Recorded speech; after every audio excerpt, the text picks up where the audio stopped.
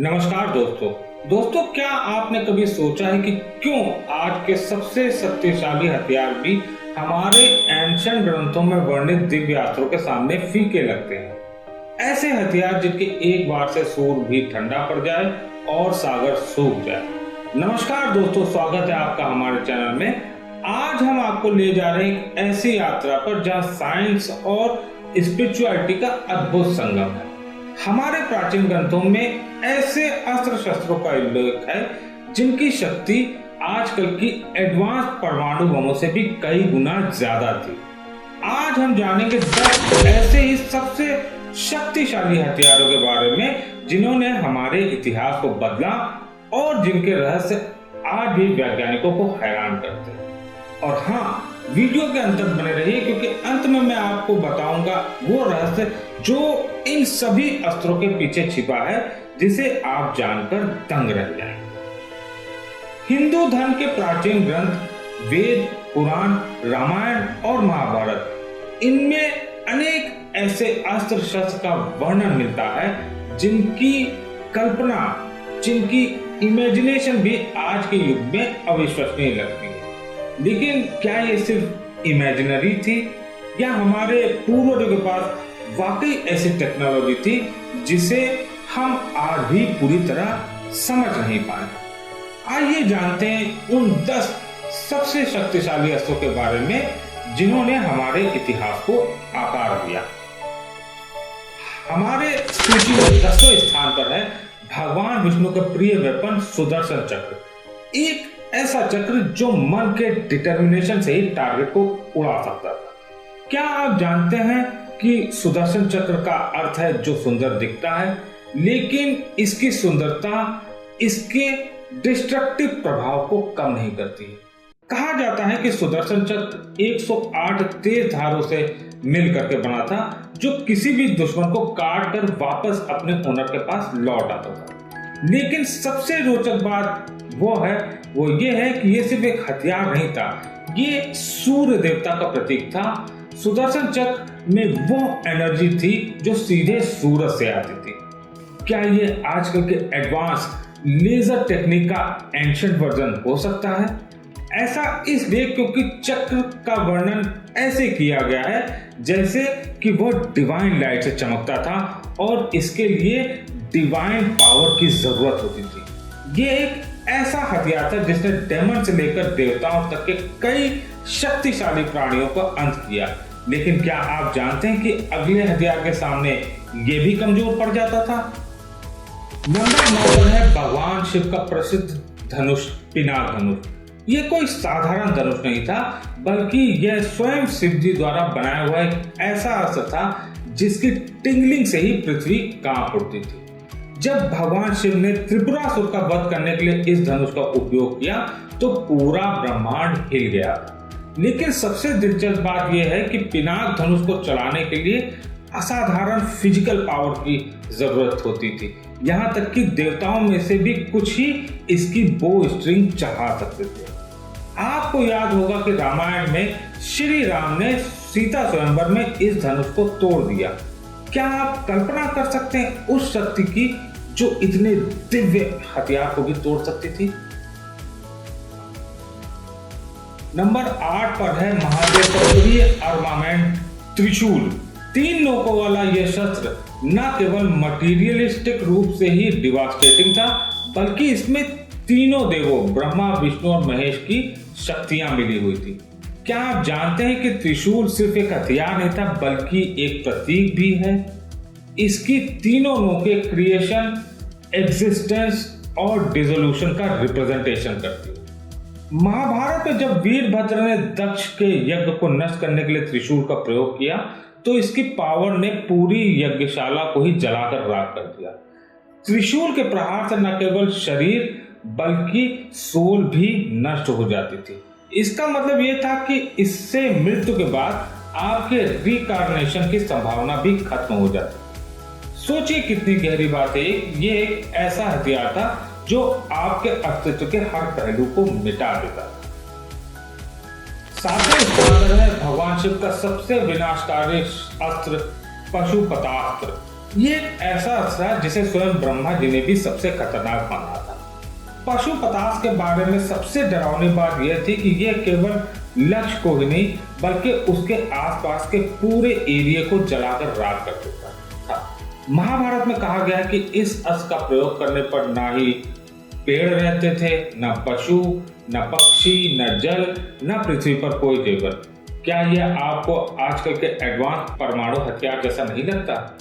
अर्जुन ने तपस्या करके शिव जी से इस अस्त्र को प्राप्त किया, लेकिन उन्हें यह वचन देना पड़ा कि वह इसका प्रयोग लास्ट विकल्प के रूप में करेंगे। ये इतना शक्तिशाली अस्त्र था। लेकिन अगर आपको लगता है कि पशुपतास्त्र सबसे शक्तिशाली था, तो आगे के हथियारों के बारे में जानकर आप हैरान रह जाएंगे। छठे स्थान पर श्री विष्णु का अद्भुत अस्त्र नारायणास्त्र। यह एक ऐसा अस्त्र था जो हजारों तीरों में बदलकर दुश्मन को घेर लेता था। उससे बचना लगभग असंभव था। नारायणास्त्र की सबसे अनोखी विशेषता यह थी कि इसे जितना ज्यादा रेजिस्ट किया जाता था, यह उतना ही शक्तिशाली हो जाता था। सोचिए, यह एक ऐसा हथियार था जो आपके रेजिस्टेंस से मजबूत हो जाता था। क्या यह आजकल की एडवांस एआई टेक्निक जैसा नहीं लगता है? महाभारत में जब अश्वत्थामा ने पांडवों पर इसका प्रयोग किया तो श्री कृष्ण ने उन्हें समर्पण करने और हथियार डाल देने की सलाह दी। और अब हम पहुंचते हैं टॉप 5 की लिस्ट में। आप सोच भी नहीं सकते कि अगले हथियार क्या है। 5वें स्थान पर है अत्यंत विनाशकारी ब्रह्मशिरास्त्र। ब्रह्मा जी द्वारा बनाया हुआ यह अस्त्र इतना शक्तिशाली था कि इसके प्रयोग से पूरे ब्रह्मांड का संतुलन बिगड़ सकता था।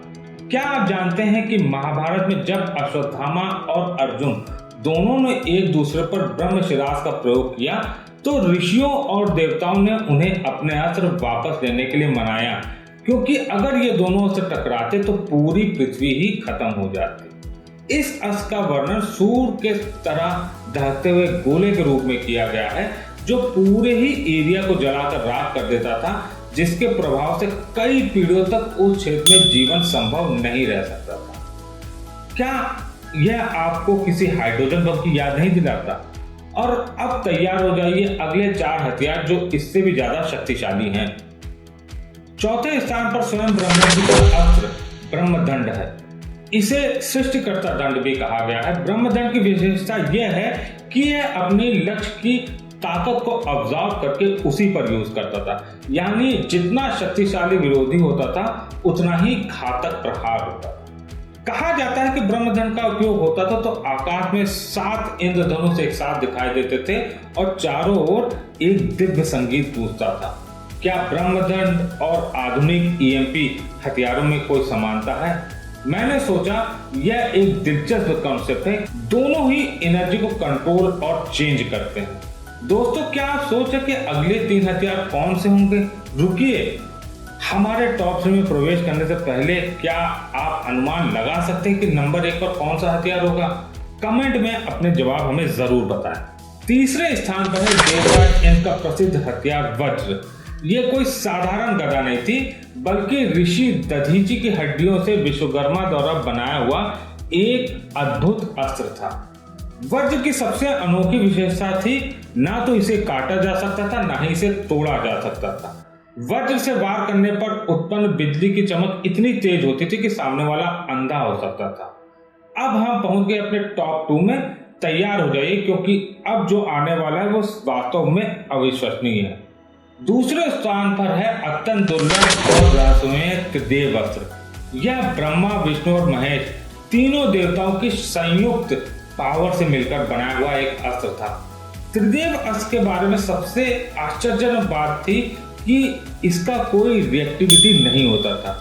इसे एक बार छोड़ने के बाद यह अपने टारगेट को पूरी तरह से नष्ट करके ही रुकता था। पुराणों के अनुसार इस अस्त्र का उपयोग करने से पहले तीनों देवताओं की अनुमति लेनी पड़ती थी और इसके प्रयोग के बाद पूरे ब्रह्मांड में त्रिलोक, स्वर्ग, पृथ्वी और पाताल में भूकंप आ जाते थे। और अंत में हम अपनी सूची के नंबर 1 के हथियार पर आते हैं। वो इतना शक्तिशाली है कि इसके बारे में जानकर आप दंग रह जाएंगे। पहले स्थान पर है ब्रह्मास्त्र। सभी दिव्य अस्त्रों में सबसे शक्तिशाली और सबसे रहस्यमयी। ब्रह्मास्त्र को स्वयं ब्रह्मा जी द्वारा बनाया गया था। इसे ब्रह्म का सिर भी कहा जाता है। इस अस्त्र की शक्ति का अनुमान इसी से लगाया जाता है कि महाभारत में इसके प्रयोग से सूर्य, चंद्रमा और तारे अपनी चमक खो देते थे और पृथ्वी अपनी धुरी से हिल जाती थी। क्या आप जानते कि ब्रह्मास्त्र केवल एक बार में एक व्यक्ति को नष्ट कर सकता था, लेकिन उसके साथ साथ वो अपने आसपास के पूरे एरिया को नष्ट कर देता था, बिल्कुल वैसा ही जैसा कि आज के एडवांस परमाणु बम करते हैं। तो दोस्तों, हमने देखा कि हिंदू धर्म के 10 सबसे शक्तिशाली अस्त्र शस्त्र, लेकिन इन सभी हथियारों के पीछे गहरा रहस्य और महत्वपूर्ण संदेश भी है। यह रहस्य यह है, इन सभी अस्त्रों का मूल स्रोत एक ही था, ब्रह्म ऊर्जा या प्राण शक्ति। हमारे पूर्वजों ने नेचर की शक्तियों को समझा और उन्हें बैलेंस करने का विज्ञान भी बनाया। यह अस्त्र शस्त्र वास्तव में उसी एनर्जी के अलग अलग डिफरेंट रूप हैं। और सबसे महत्वपूर्ण बात है, हर अस्त्र के साथ एक मॉरल कोड जुड़ा हुआ है। कोई भी दिव्यास्त्र बिना उचित कारण के प्रयोग नहीं किया जा सकता। इसका अर्थ है कि हमारे पूर्वज शक्ति के साथ साथ जिम्मेदारी का महत्व भी समझते थे। आज के वैज्ञानिक युग में जब हमारे पास परमाणु बम से लेकर के बायोलॉजिकल वेपन भी हैं, तो क्या हमारे पूर्वज से यह सबक हम नहीं सीख सकते?